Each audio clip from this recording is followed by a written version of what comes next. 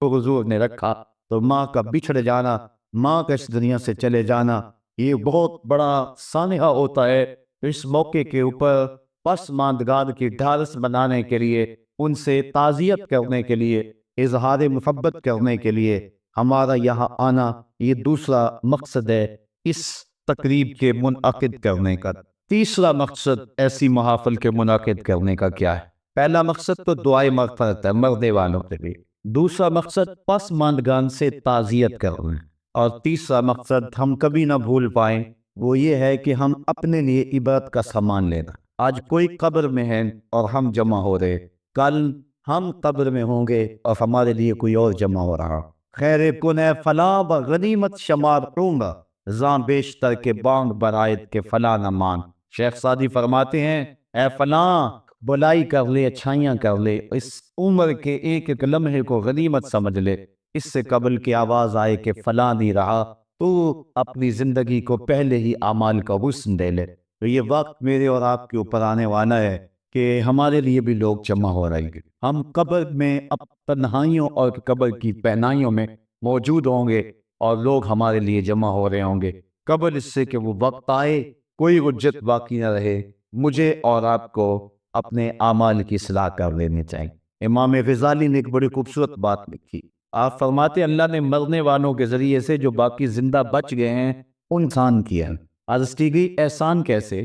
وہ تو دکھوں میں مبتلا ہیں، جن کا بھائی چلا گیا ان کا کلیجہ پھٹ رہا ہے، جن کا باپ چلا گیا ان کی دنیا اندھیر ہو گئی، جن کی ماں چلی گئی ان کے سامنے روشنی کا کوئی حوالہ نہیں رہا، جس کا بیٹا چلا گیا اس کی کمر ٹوٹ گئی، جس کا بھائی چلا گیا اس کے بازو ٹوٹ گئے، اور تم کہتے ہو اللہ نے مرنے والوں کے ذریعے سے جو باقی پسماندگان ہیں ان پر احسان کیا۔ یہ احسان کیسے ہے؟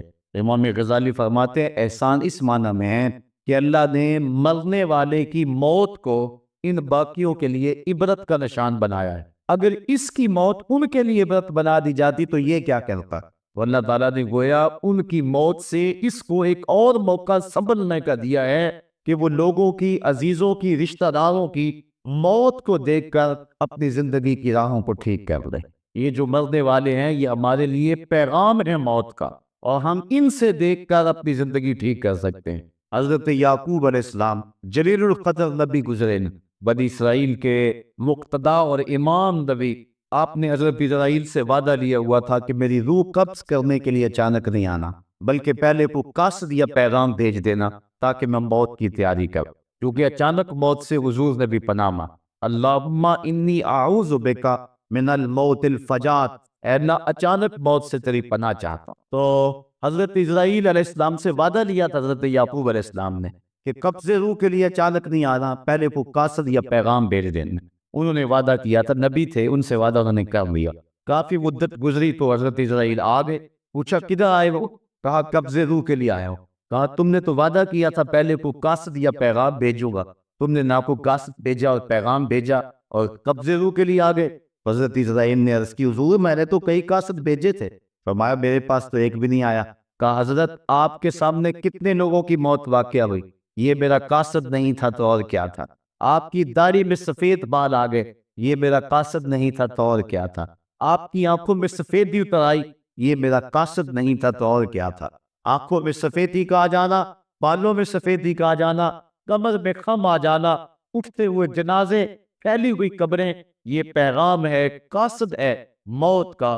حضرت عمر فاروق رضی اللہ تعالیٰ عنہ ایک دن دربار میں بیٹھے ہوئے تھے، ایک شخص آیا اور آپ کو دیکھ کر کہنے لگا یا عمر لا تنسا موتک، عمر اپنی موت کو نہیں بھولنا۔ کب کپا کے رہ گئی، اس کو بلایا، شکریہ ادا کیا، کہا میاں کبھی روز آ جایا کرے نا تو تجھے مہینے کے بعد تنخواہ بھی دیا کروں گا۔ بڑے دربار میں وہ روزانہ آتا ہے، حضرت عمر فاروق کام میں لگے ہیں، وہ کہتا ہے یا عمر لا تنسا موتک، عمر اپنی موت کو نہیں بھولنا، مہینے کے بعد اس کو تنخواہ بھی دے۔ ایک دن وہ آیا، آپ نے اس کے ہاتھ میں اس کا مشارہ دیا، کہا آج کے بعد نہیں آنا۔ حضرت مجھ سے کوئی گستاخی ہوگی؟ فرمایا نہیں۔ تذکیر موت کی ضرورت نہیں رہی؟ فرمایا نہیں۔ کوئی اور بندہ رکھ لیا؟ فرمایا نہیں۔ تو کہا پھر حضور مجھے بتائیں نا مجھے کیوں چھٹی دی جا رہی ہے؟ حضرت عمر فاروق چھم چھم ہونے لگے اور داڑھی پہ ہاتھ رکھا، ایک بال الگ کیا، وہ بال سفید ہو چکا تھا۔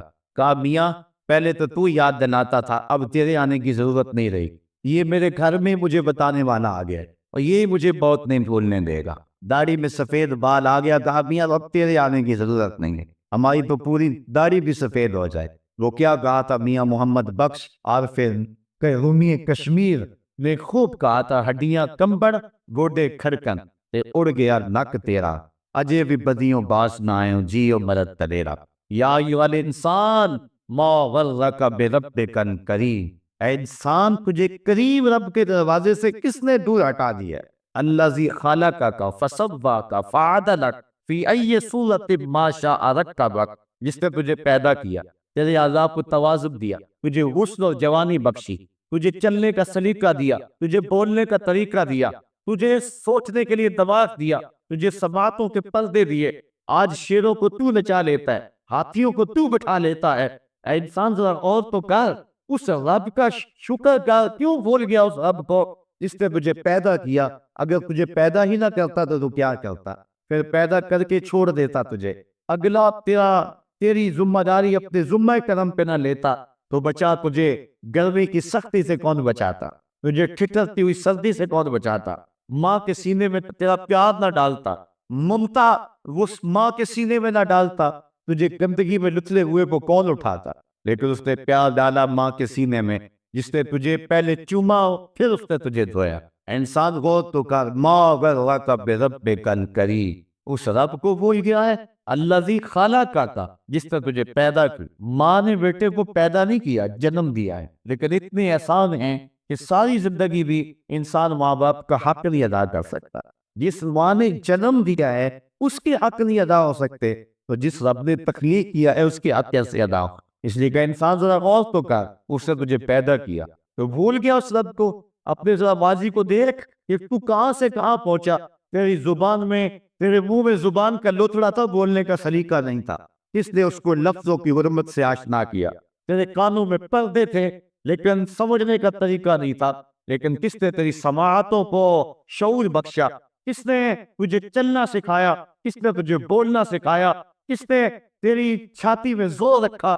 آج تو کڑیل جوان ہے، آج دولت کی انبار تیرے پاس ہے، آج تو چودھری ہے، آج تو خان صاحب ہے، آج تو بہت بڑا عالم ہے، آج تو مفتی ہے، آج تو پیر ہے، آج تو منسٹر ہے، آج تو ناظم ہے، آج دنیا تیری بات گزار ہے، آج تیرے زبان میں وہ قوت رکھ دی گئی کہ دنیا کو تو انگلیوں پہ نچا رہا ہے۔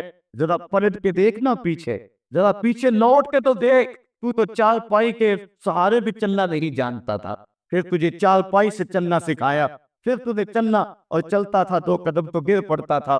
ذرا ماضی کی طرف پلٹ کے دیکھ، اور تو بھول گیا رب کو جس نے تجھے اتنا کچھ دیا۔ چل ماضی کی طرف پلٹ کے نہیں دیکھنا، مستقبل کی طرف ہی جھانک کے دیکھ لے۔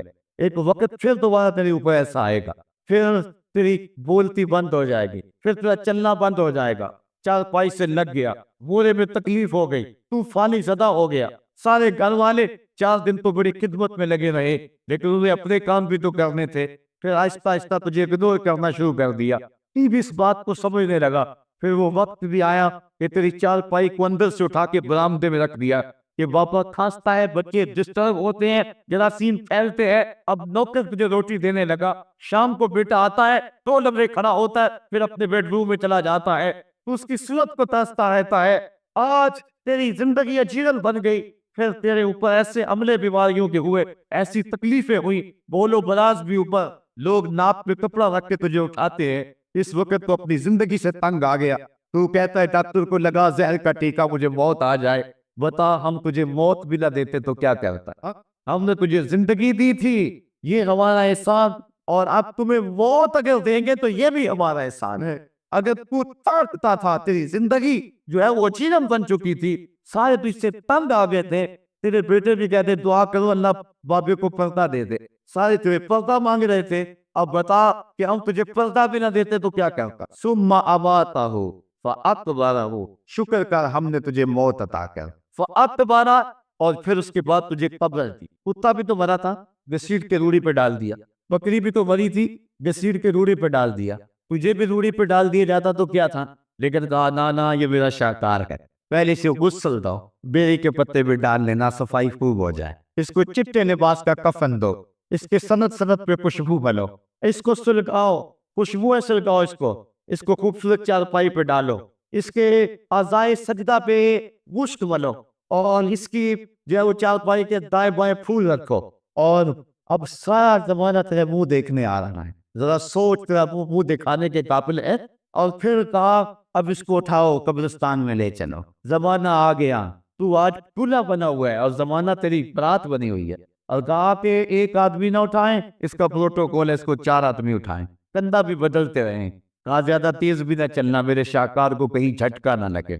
اور پھر تیرا پروٹوکول امام کعبہ بھی ہو تو وہ پیچھے ہے، تیری لاش آگے، تو نے ہمارے ساتھ کیا کیا، ہم نے تیرے ساتھ کیا سلوک کیا۔ یا ایھا الانسان ما غرک بربک الکریم، ہم نے کہا اس کے لیے چھوٹا سا گھر بنا دو اور اس کے اندر پردے میں اس کو رکھ کے اوپر سے مٹی ڈال دو، اوپر پھول ڈال لو، اور پھر اتنی دیر تک کھڑے رہو جتنی دیر تک اونٹ کو ذبح کرتے ہیں، اس کی کھال ادھیڑتے ہیں، اس کا گوشت بناتے ہیں، پھر اس کو تقسیم کرتے ہیں، اور پھر آؤ تو دعائیں شروع کر دو، کبھی کل کی محفل سجا دو، کبھی 10ویں کی، کبھی چہلم کی۔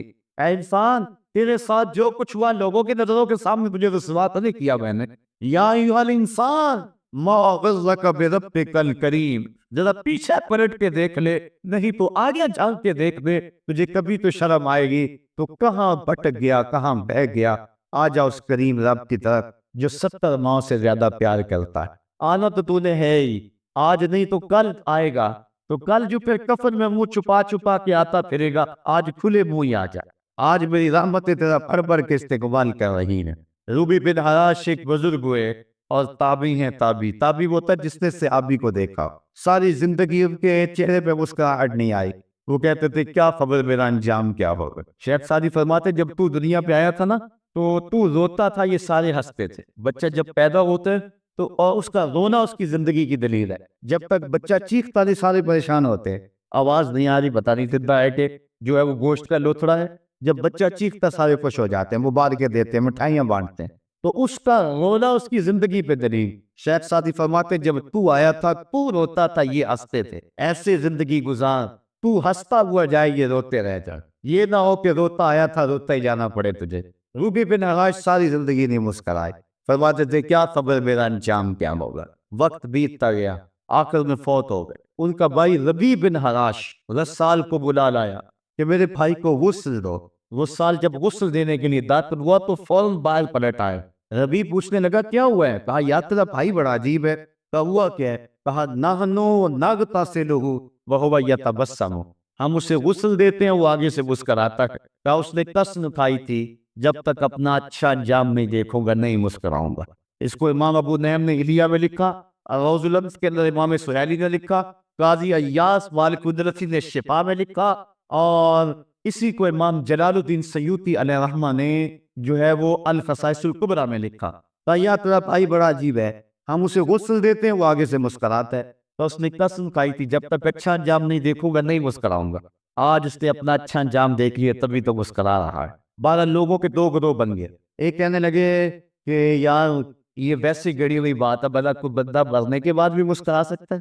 ایک گروہ کہتا ہے یار بندہ بڑا اچھا تھا، ہو سکتا ہے کہ مرنے کے بعد مسکرایا ہو، زندگی تو اس نے دکھ سے گزاری لیکن بعد میں تو سکھ ملا ہوگا۔ اتنے میں انہیں غسل دے دیا گیا، لوگ اکٹھے ہو کے ان کے گھر آ گئے، انہیں ایک کفن دے کے پٹڑے پہ ڈال دیا گیا۔ ربیع بن حراش نے جب لوگ باتیں کر رہے تھے، کوئی کہہ رہا تھا صحیح ہے، کوئی کہتا ہے غلط تھا، تو اس نے کفن سے ہاتھ باہر نکالا اور لوگوں کو کہا السلام علیکم۔ لوگوں نے کہا وعلیکم السلام، اتتکلم بعد الموت، عجیب بات ہے مرنے کے بعد باتیں کر رہے ہو۔ قال نعم اتکلم بعد الموت، کہا ہاں ہاں میں مرنے کے بعد ہی باتیں کر رہا۔ عرش فرش تے پہ مکے پہ گیا شور، بلے شاہ سا مرنا نہیں تے گور پہ کوئی ہو۔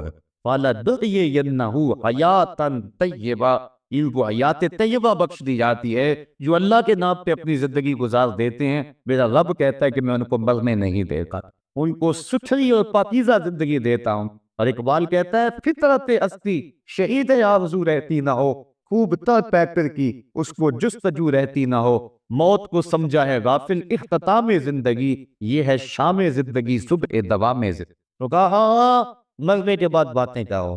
لوگوں نے کہا بتا پھر تیرے رب نے تیرے ساتھ سلوک کیا کیا؟ ربی جو فوت ہو چکا ہے کہتا ہے استقبلنی ربی غیر غضبان واستقبلنی بروح ودیعان، کیا پوچھتے ہو؟ اس کے قدرت والے چہرے پہ کوئی غصہ نہیں تھا۔ اس نے روغ و ریحان کے پھولوں کے ہار میرے گلے میں ڈالے، لوگوں نے باتیں پوچھنا شروع کر دی، موقع مل گیا ایک مردہ بول پڑا، کوئی ادھر کی پوچھ رہا ہے، کوئی ادھر کی پوچھ رہا ہے۔ امام ابو نعیم لکھتے ہیں کہ جب لوگوں نے سلسلہ کا نام طویل کر دیا تو ربی بن حراش نے کہا اجلوا بی ولا تؤخروا بی لأن ابا القاسم ينتظر علی الصلاۃ، دیر نہ کرو، مجھے جلدی جلدی قبرستان میں لے جاؤ، تم مجھے باتوں میں لگا رہے ہو۔ امام الانبیاء میرے جنازے کا انتظار کر رہا۔ لوگوں نے جنازہ پڑھا اور اپنے گھروں میں آنے کی بجائے سیدھا ام المومنین حضرت عائشہ صدیقہ رضی اللہ تعالی عنہا کی چوکھٹ پہ چلے گئے اور جا کے سارا ماجرا کہا۔ وہ ابھی باقاعدہ حیات تھی۔ کہا ایک آدمی نے مرنے کے بعد یوں باتیں کی ہیں، آپ اپنی رائے بتائیں کہ یہ کیا ہو سکتا ہے؟ تو ام المومنین رضی اللہ تعالیٰ عنہ نے فرمایا تم کیوں پریشان ہو گئے ہو؟ میرے سرتاج آقا فرما گئے ہیں کانا رجل من امتی یتکلم بعد الموت، میری امت میں ایسے مرد بھی ہوں گے جو مرنے کے بعد باتیں کیا کرے۔ تو وہ لوگ جنہوں نے اپنی زندگی اللہ کے نام لگا دی اور اس کے ذکر کے نام لگا دی، وہ مرنے کے بعد بھی ابدی اور سرمدی زندگی پاتے ہیں۔ اور جو لوگ اللہ سے بے بہرہ ہیں، اس کی خشیت سے جن کا سینہ خالی ہے اور دین کا چراغاں جن کے سینے میں نہیں ہے، وہ چلتے پھرتے بھی مردہ ہیں۔ ان کے سینے میں دھڑکتا ہوا دل تو ہے لیکن تمانیت کا نور اس میں نہیں رکھتے ہیں۔ وہ دھرتی کے اوپر چلتے تو ہیں لیکن دھرتی کا بوجھ ہیں، لیکن یہ لوگ وہ دھرتی کی چھاتی میں ہیں لیکن دھرتی کا وقار ہے۔ ان کی قبروں سے بھی زندگی پھوٹ رہی ہے اور ضیائیں پھوٹ رہی ہیں۔ میں جب بھی کبھی لاہور گیا ہوں تو ایک منظر مجھے اپنی طرف کھینچتا ہے۔ جب میں دریائے راوی کے اس پار ہوتا ہوں تو میں ایک قبر دیکھتا ہوں جس پہ حسرتیں برس رہی۔ وہ بر صغیر کا مطلق العنان حکمران جس کی اشارۂ ابرو سے ہندوستان کی تقدیر بدلتی تھی، آج چند تاش کھیلنے والی ٹولیاں اس کی قبر پر بیٹھی ہیں۔ اس کی محبوب بیوی جو بادشاہ کے پیچھے بیٹھتی تھی اور پردہ پیچھے لٹک رہا ہوتا، بادشاہ کا کوئی فیصلہ اسے ناگوار ہوتا، پیچھے سے وہ کمر ٹھوکتی، بادشاہ فیصلے بدل لیتا۔ جس کے اشارہ ابرو سے ہندوستان کی تقدیر کے فیصلے تبدیل ہوتے تھے، اس کی قبر بھی ساتھ ہی اندھیرے میں۔ اور اس کی بیٹی کی قبر کے اوپر ریپ النساء کے مقبرے پہ لکھا ہے بر مزار ماں غریباں، نہ چراغے نہ گلے، نہ پرے پروانہ سوزت، نہ صدائے بلبلے۔ ہم غریبوں کی قبر پہ کون چراغ جلانے آئے گا، کون پھول ڈالنے آئے گا؟ نہ کوئی بلبل گیت گانے آئے گی اور نہ کوئی پروانہ پر جلانے آئے گا۔ یہ وہ جو مطلق العنان تھے، یہ ان کی قبر کی کہانی سنائی۔ اور جب میں دریائے راوی کا کنارہ پار کرتا ہوں تو ایک لوح مزار وہ بھی ہے جہاں جلی حروف میں لکھا ہے گنج بخش فیض عالم، مظہر نور خدا، ناک سارا پیر کامل، تعمیرہ رہنما۔ جب زندگی ایک طرح کی نہیں ہوتی تو پھر موت بھی ایک طرح کی نہیں ہوتی۔ جب دنیا پہ رہنے والے لوگ ایک طرح سے زندگی نہیں گزارتے تو ان کی برزخ بھی ایک طرح کی نہیں ہوتی۔ تو یہ ہیں وہ لوگ جن کی قبروں پہ آج بھی چراغاں ہیں، جن کے نام کا آج بھی تنتنا ہے۔ 1000 سال گزر گئے، ان کی نسبی اولاد تو کوئی نہیں ہے، انہوں نے شادی بھی نہیں کی تھی، لیکن اس کے باوجود دن کو چلے جاؤ، تڑکتی دوپہر کو چلے جاؤ، برستی بارش میں چلے جاؤ، لمبی رات کی تنہائی میں چلے جاؤ، موسم کی کسی بھی شدت میں چلے جاؤ، حکومتوں کے بدلتے ہوئے ماحول، ماشاءاللہ کی کیفیتیں، جس دور جس حالت میں مرضی جاؤ، آپ کو وہاں میلہ نظر آئے گا، وہاں ہجوم عاشقہ نظر آئے گا۔ ارے میں گسارو سویرے سویرے، خرابات کے گرد پھیرے بپھیرے، کبھی اس طرف بھی گزر کر تو دیکھو، بڑی رونقیں ہیں فقیروں کے ڈیرے۔ تو وہ لوگ جنہوں نے اپنی زندگی اپنے مالک کے نام گزاری، وہی زندہ ہیں، وہ سرمدی اور ابدی زندگی پائے ہوئے ہیں۔ صاحبو، آپ میرے اور آپ کے پاس سانسوں کا موقع موجود ہے، ورنہ یہ سانسیں تیزی کے ساتھ پگھل رہی ہیں۔ میں کل امام راضی کو پڑھ رہا تھا، وہ کہتے ہیں ایک بزرگ فرماتے ہیں مجھے سمجھ نہیں آ رہی تھی ان الانسان لفی خسر کی، کہ بے شک انسان گھاٹے میں ہے۔ اور میں سوچ رہا تھا کیسے گھاٹے میں ہے، تو کہا کہ مجھے سمجھ اس طرح آئی کہ میں بازار گیا، میں نے ایک شخص کو دیکھا جو پھٹے پہ برف رکھ کے بیچ رہا تھا اور آواز کیا لگا رہا تھا، ارحمو ارحمو میں یذوب راس مالہ، اور رحم کرو اس بندے پہ، اگر تم نے تھوڑی بھی دیر لگا دی اور میرے سے سودا نہ خریدا تو میرا جو راس المال ہے میرا وہ بھی لٹ جائے، کیونکہ برف تو میری پگھلی جا رہی ہے، اور اگر تم نے خرید لی میری برف تو میرے پیسے کھڑے ہو جائیں گے، اور اگر تم نے میری برف خریدنے میں دیر کر دی تو جو میں نے پیسے لگائے ہیں میرے وہ بھی پورے نہیں ہوئیں گے۔ تو وہ کہہ رہا تھا ارحموا من یذوب راس مالہ، وہ کہتے مجھے ان الانسان لفی خسر کی سمجھ نہیں آ رہی تھی، اس کے اس جملے کو سن کے سمجھ آ گئی انسان جلدی جلدی اپنی سانسوں کو گنوا رہا ہے، اسے چاہیے کہ جلدی جلدی ان سانسوں سے کام لے لے، ورنہ یہ سانسوں کی برف پگھل جائے گی اور اس کی یہ پونجی بھی برباد ہو جائے گی۔ تو صاحبو میں اور آپ لمحہ لمحہ موت کے قریب ہو رہے ہیں، لمحہ لمحہ موت کے قریب ہو گئے۔ آج میں دوپہر کو بیٹھا تھا تو وہ ایک شخص آگے میاں صاحب کا شعر پڑھنے لگا، دیگر تے دن گیا محمد عورت نو ڈب جانا، تو میری نظر چلی گئی، میں نے کہا ابھی تو 10 بجے ہوں گے، تو میں نے کہا صبح کے 10 بھی بج گئے اور پھر 12 بھی بج جانے، پھر ظہر بھی ہوگی، پھر دیگر بھی ہوگی اور اس کے بعد پھر شام بھی ہو جانی، اب دیگر تک تو پہنچ گئے ہیں، اب شام کے فضلے بھی قریب ہو گئے ہیں، تو یہ دن ڈوب جانا تھوڑی دیر کے بعد۔ اسی مثال ہماری زندگی کی ہے، کوئی دوپہر تک آ گیا ہے، کوئی چاش تک آ گیا ہے، کوئی ظہر تک آ گیا ہے، کوئی عصر تک آ گیا ہے، اور کسی کی زندگی کا سورج بالکل غروب ہونے کے قریب آ گیا ہے۔ صاحبو پتہ کوئی نہیں کہ ہمارا اگلا قدم کہاں ہے، اس سے قبل کہ کوئی حجت باقی نہ رہے مجھے آپ کو اپنی زندگی پہ نظر ثانی کرنا ہوگی، اپنے گناہوں کا اور اپنی نیکیوں کا حساب لگانا ہوگا۔ ایک ترازو تو کل محشر کے